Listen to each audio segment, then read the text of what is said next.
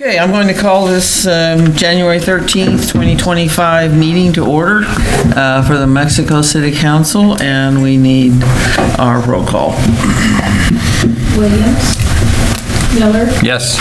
Hay. Yes. Briggs. Yes. Weber. Yes. All right, we have two sections of minutes here to approve, and we'll do the regular session first for December 9th. I need a motion. Move we approve the December 9th regular session minutes. Second. Miller. Yes. Hay. Yes. Briggs. Yes. Weber. Yes. Okay, then we have the special session on December 19th. Chris Williams and I will need to abstain from that. I need a motion, though. Move we approve the minutes of December 19th. Second. Miller. Yes. Hay. Yes. Briggs. Yes. Oh, give me, abstain. Hay. Sorry. And Weber. Yes. We made it. Okay, first thing we have on the agenda is an ordinance which will require two readings by title only and passage, and it is about a new subdivision. Mr. Slagle. Yes, this is a subdivision that will actually create two lots from a single lot. And to cover the details of ownership and where it's at, and the recommendation from Planning and Zoning, we'll turn to Rita Jackson. Good evening, Council.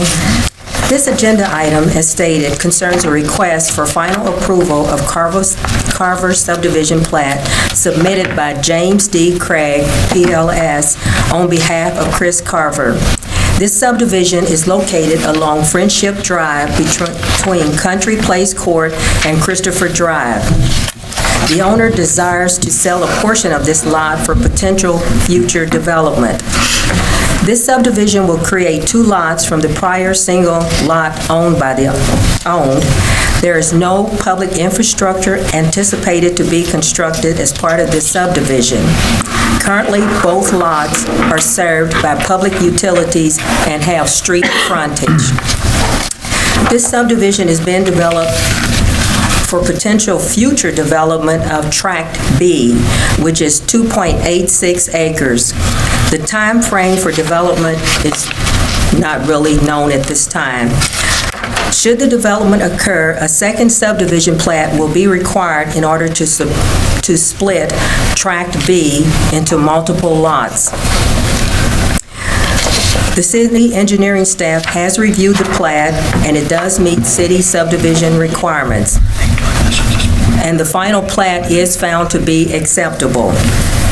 Final approval was given to the plat on January 7, 2025 by the Planning and Zoning Commission. A copy of those minutes were attached. Staff recommends that council proceed with two readings by title only and passage of the attached ordinance. This ordinance has been posted the required time.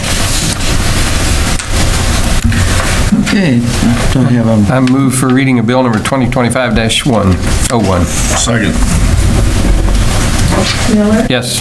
Hay. Yes. Briggs. yes. Weber. Yes. Bill number 2025-01, an ordinance for final approval of the Carver subdivision plat to be City of Mexico, Missouri. I move for the second reading of bill number 2025-01. Second. Miller. Yes. Hay. Yes. Briggs. Briggs. I'm sorry, yes. Weber. Yes. Bill number 2025-01, an ordinance for final approval of Carver subdivision to the City of Mexico, Missouri. I move for passage of bill number 2025-01. Second. Miller. Yes. Hay. Yes. Briggs. Yes. Weber. Yes. Okay, moving on to the next part of our agenda, which are resolutions. These will require reading by title only and passage, and we'll begin with the first one, Bill number 2025-02, and this has to do with Parks and Rec. Mr. Slagle. Yes, Your Honor, this is for a professional services contract for the Park and Recreation Master Plan. And to cover the details of this project, Chad Untermeyer. Good evening, Council, Mayor. We did an RFQ back in October of 16th, and we had 6 people submit an RFQ for our 6 contractors for the RFQ. Very pleased with the results that we got that many to submit. We did form a committee, did a tabulation and evaluation of the plan, and the resolution authorizes the city manager to enter into a professional service contract with SWT Design for the master plan for not to exceed $18,000. We have that money, that's what we budgeted for the account. So basically, it'll give us an overview and a conceptual plan for our master plan for the Parks and Rec Department for the start of this. So I do recommend that we proceed with them. If you have any questions, be happy to answer. When was the last time we did we have a master plan, right? We do not have a conceptual master plan. What Okay. we've done in the past is do surveys about every 5 years, a statistically valid survey, but as far as an actual conceptual master plan, we do not have that. And that's why So this is something yes. more updated, more, It'll be more of an overview of with what, giving us a plan of action for us with what the citizens want for us, our Parks and Rec, have given us a conceptual view. So right now, we just have surveys that have been sent out. Basically, every 4 to 5 years, a statistically valid survey has been sent out, where this will give us a plan of action. okay. Any other questions? I move for reading of bill number 2025-02. Second. Miller, Yes. Page, Yes. Briggs, Yes. Weber, Yes. Bill number 2025-02, a resolution authorizing city manager to execute a professional service contract with SWT Design for Park and Recreation Master Plan Services. I move for passage of bill number 2025-02. Second. Miller, Yes. Page, Yes. Briggs, Yes. Weber, Yes. Okay, thank you, Chad. Moving on to bill number 2025-03, we have a resolution for Fairgrounds Street Stormwater. Mr. Schlegel. Yes, Your Honor, this is for another project as we have funded through the American Rescue Plan Act, through the ARPA funds for stormwater improvements, and this is the, I believe now, the final project in this overall grouping. And to cover the details of this project, today we have Greg Sewell with the Engineering Department. Good evening, council. As you're aware, the City of Mexico was awarded 2 grants through the Missouri Department of Natural Resources found through the ARPA grant system for stormwater improvements within the city limits. The projects were grouped together in the advertising phase with intent of having higher quantities in a single bid. And a total of 7 bids were advertised as part of the Mexico ARPA ARPA stormwater grants. The advertisement for the Fairground Street Stormwater Improvements Project was placed in the American Document Solutions Plan Room on November 15th. And we also posted the Mexico Ledger on November 20th. And posted on the city's website and emailed, to a list of potential bidders. So we received 5 bids on December 10th, and Sam Gaines Construction out of New Bloomfield, Missouri was the lowest and best bid at, $213,781. The Fairground Street Stormwater Improvements Project is part of the 21% match, so our funds total is $168,000, but we pay $44,000, a little over $44,000. And staff recommends that council proceed with the reading in title only and passage of the attached resolution authorizing the city manager to sign contract documents with Sam Gaines Construction. Anybody have questions? Move for reading of bill number 2025-03. Second. Miller, Yes. Page, Yes. Briggs, Yes. Weber, Yes. Bill 2025-03, a resolution authorizing the city manager to sign contract documents with Sam Gaines Construction, Inc. for the Fairground Street Stormwater Improvements Project. Move for passage of 2025-03. Second. Miller, Yes. Page, Yes. Briggs, Yes. Weber, Yes. Okay, our final bill is number 2025-04. This is a resolution authorizing the city manager to sign a task order that has to do with the disconnected cancer wing. Mr. Schlegel. Yes, Your Honor. As we've done some preliminary evaluation and determination to potentially keep the cancer wing of the old hospital, and as a part of that, if we demolish the rest of the complex, we need to ensure that we protect this portion of the facility. So to cover the details of what we're proposing, once again, Greg Sewell. So staff approached Bartlett and West as one of our on-call consultants for the city with a request to evaluate the cancer wing, determine if it was possible for a larger AMC complex to be demolished and keep the cancer wing for our new home. Bartlett and West reviews provided sufficient information that the cancer wing can be protected and the remaining facility demolished, providing that a plan be developed to safely demolish the said facility. Staff has asked Bartlett and West to develop a task order that will provide a future demolition contractor with plans and instructions to safeguard the cancer wing while demolition of the larger AMC complex. Examples of the work include how the contractor shall cut and cap utilities and structural bracing and order of operations. So Bartlett and West has evaluated the city's request and provided an estimate not to exceed $16K.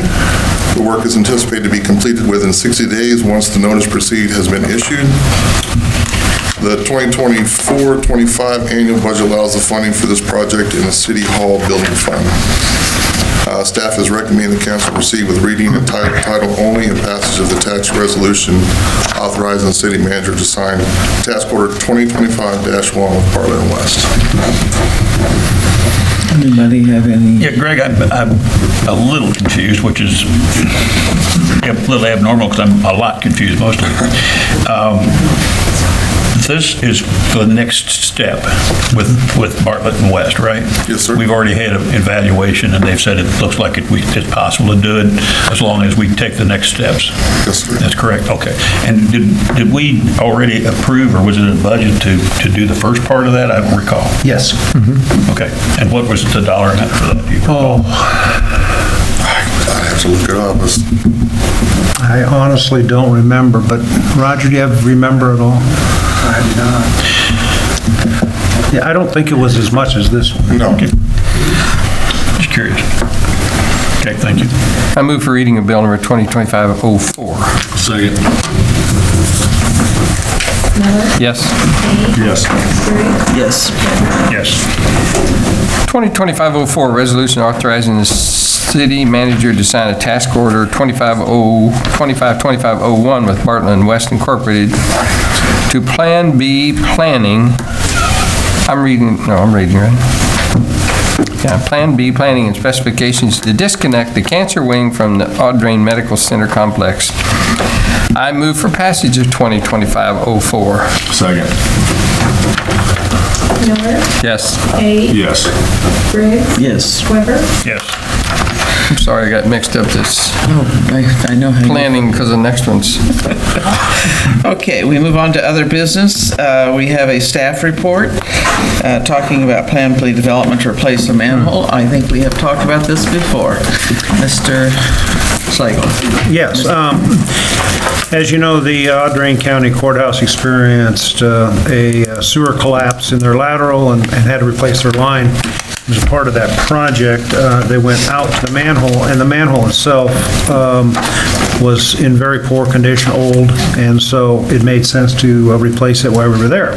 So to cover the details of what we had to do, once again, Greg Sewell.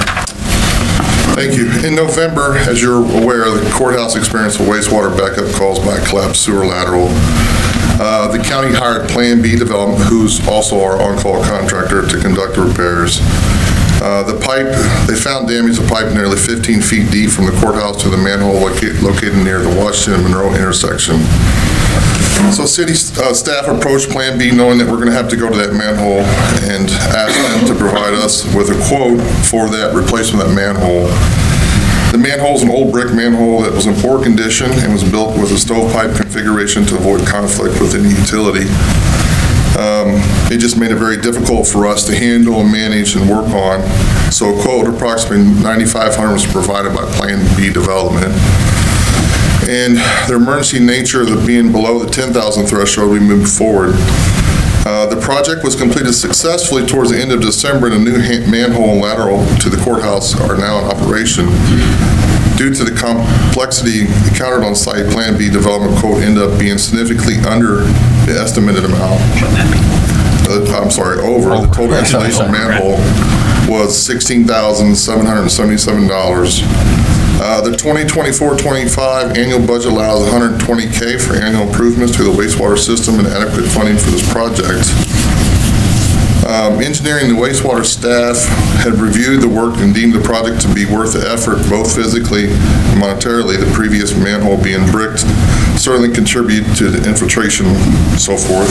So with that, staff recommends council authorize replacement manhole near Washington Monroe Street intersection by Plan B development for a total of $16,777.70. So if we say no, they take it out? That's a good challenge. If I remember right, that was a very old manhole, was it not? Yeah, very old. Very And old. some of the details that they encountered was approximately the old water main that they had to cut out. They had to dig around and support the new main system, water main that was put in, and dig around the city's stormwater infrastructure. And I guess there was some type of old curb, big Long Creek curb, that was underneath the street, so they just ran into the problems once they started, so. Did they reuse the brick? Hopefully we'll save some. Could have saved some money there. They're going to build a street with it. I move to approve the $16,770.70 for Plan B development on the repair of the manhole at the intersection of Washington Road for wastewater department. Second. Miller, Yes. Hay, Yes. Briggs, Yes. Weber, Yes. Before we move on, what is the new manhole made out of? It's a good question. I think it's more of a concrete pipe, or they can even be some type of like high-density plastic or something of that nature. It's Precast concrete, it says here. Yeah, precast Precast, concrete. Okay. That stackable stuff. you Yeah. need. Brick. May go another 100 years. Put it all back in brick. Go ahead with that. Where are we on the motion? Yeah.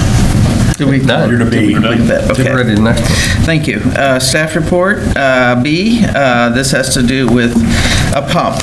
Mr. Slagle. Yes, this is an effluent pump at the wastewater treatment plant, and it